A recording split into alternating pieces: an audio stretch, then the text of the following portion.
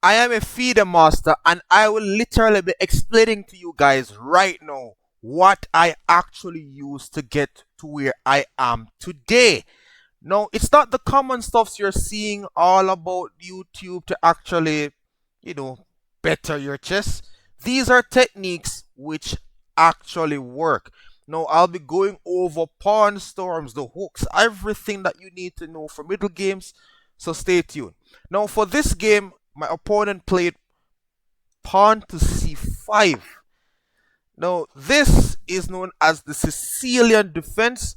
I won't be going too much in the opening, but remember, guys, if you don't really have opening knowledge or like opening theory, simply put a pawn in the center and continue with your development.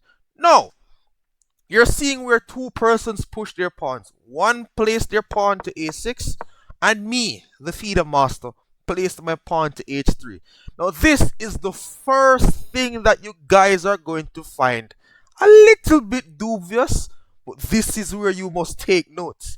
Now, we're going to go over pawn play.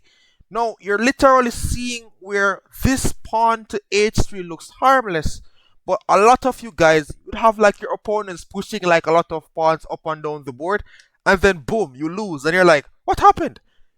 I thought pawn players were bad. He played e5, and now I moved my knight back to e2.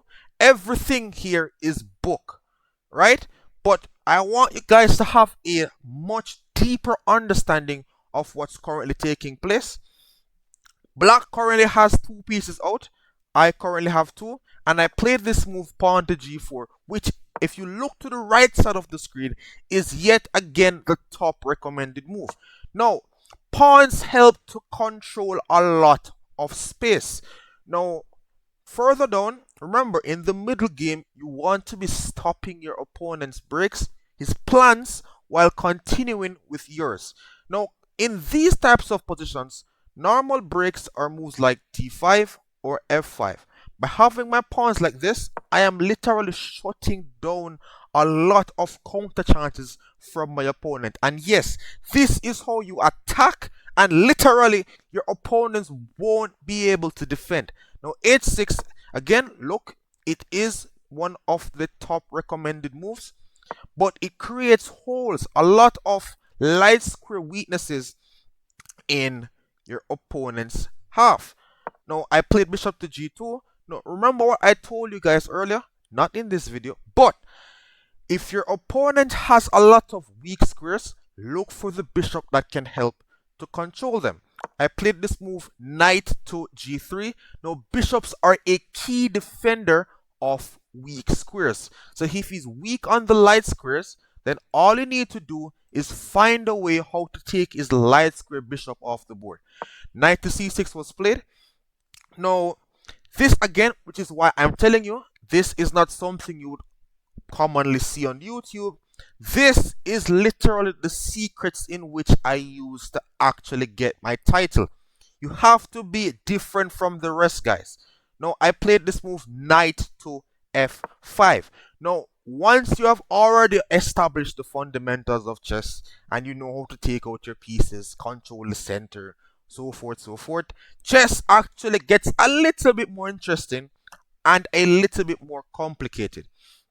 You're gonna learn more about like how and when to trade pieces.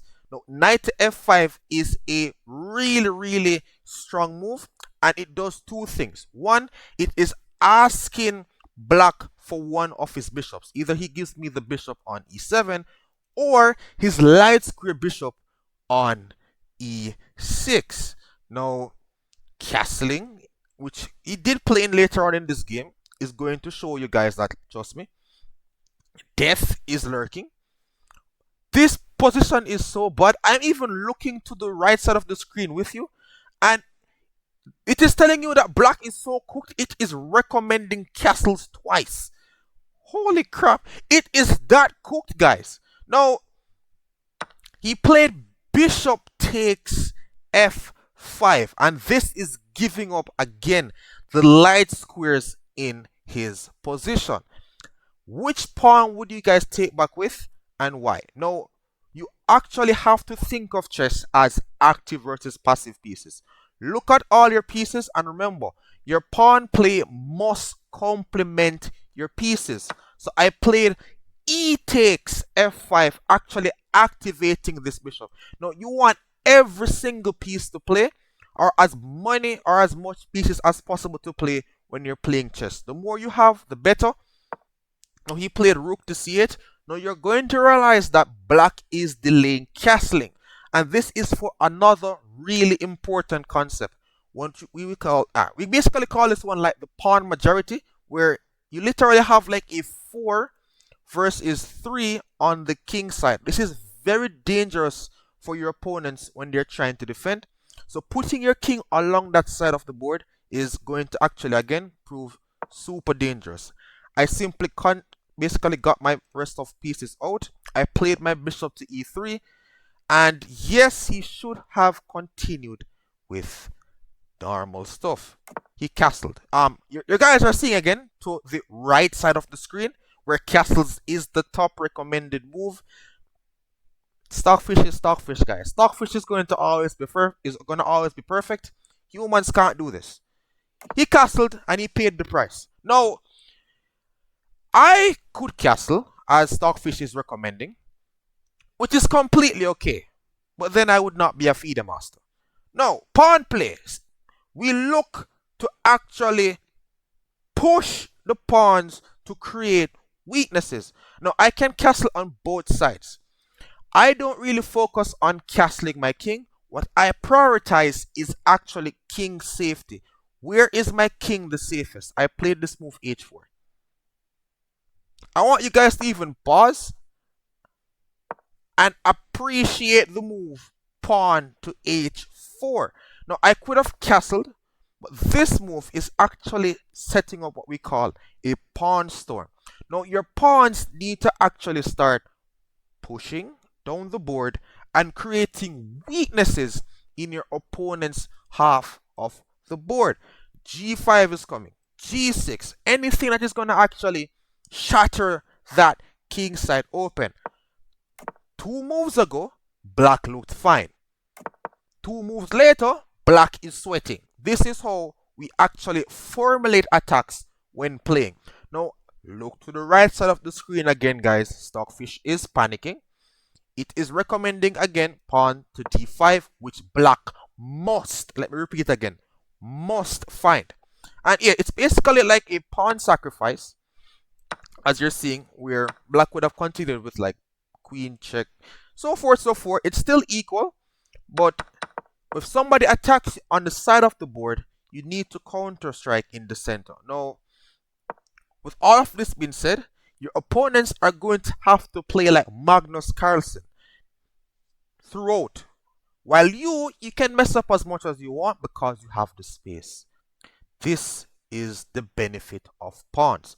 The only thing I tell you guys to prioritize when you're doing this is your king safety. Now, he played knight to h7 as any human would. Whenever you're getting attacked, people panic, guys. Like, come on. It's like your house is burning down and the guy comes in and he's like, hey, relax, relax. It's just something temporary. Like, you are going to panic, guys. Knight to h7, trying to stop this move. Pawn to g5, and now queen to d2. Now, the engine wants black to actually play bishop takes h4, but then I would have sacrificed my bishop on h6. That's again another story. But take notes, I am simply getting my pieces involved. Black, if you are tired of boring positions, then stop playing boring positions. Like it's supposed to be self-explanatory. You can actually mix things up by changing the pawn structure, creating imbalances in the position, which is going to actually throw your opponents off what they're used to. Knight to h7 is now on the board, queen to d2, and now this move bishop to f6. He's now trying to get his knight to d4. Again, I won't say it's like a good plan, but it's a plan, guys. I can't complain for my opponent. I then made this move knight to d5. Now, remember, guys, if you're in the middle game, focus on piece activity. Once your pieces are active, I look for my pawn breaks. Any way in which I can push my pawns to shatter my opponent's position. He went knight d4. This is exactly what you're not supposed to do.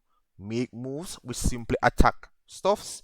You need plans behind it, guys. At least 2 or 3 moves deep.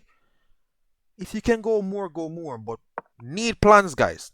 Pawn to c3. The knight went back. And I know you guys guessed it. Still, my king is safe. It is in the center. There's no ways to get to it. For the majority, you would have castled your king a lot of times, but you have to know the rules to break them. If you're starting out at chess, get your king castled because it is safe majority of the times there. With pawn storms, I am literally getting my pieces up and then looking for breaks. My bishop looking to optimize, bishop to b6, and now this move, pawn to g5. Now g5 is again a pawn break which is going to create weaknesses in my opponent's half of the board.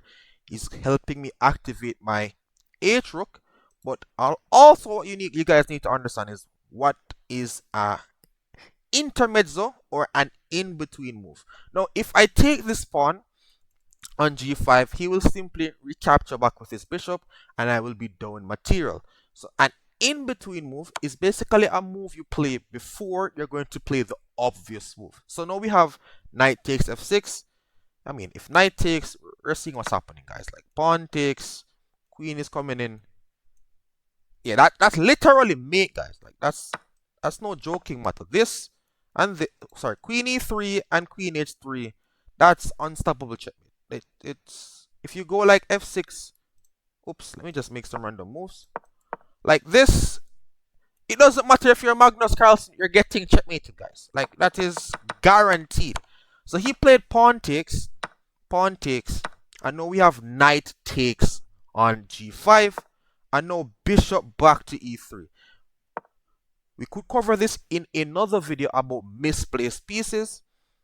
You want everything to be doing work. So I simply brought my bishop back with tempo, attacking the knight on g5. He defended, and now we are simply again using every single piece to apply pressure. I played this move, rook to h5. Always look for a move in your opponent's side of the board, guys. If you see a move that can actually be played in your opponent's half of the board, consider it as a candidate. Bishop to d5, bishop takes c6. They're not good moves now, but they could be good moves in the future. Rook h5, knight back to h7. There was no way to actually stop this knight from dying, so he played this move, knight to h7. Look, moves in my opponent's half of the board. Bishop to h6. I'm getting pieces over there, guys. We have 1, 2, 3, possible 4. If I castle, that's 5. That's how I use my pieces. When I'm castling, I'm using castling to actually get my king even to more safety, or to actually swing another piece into the battlefield.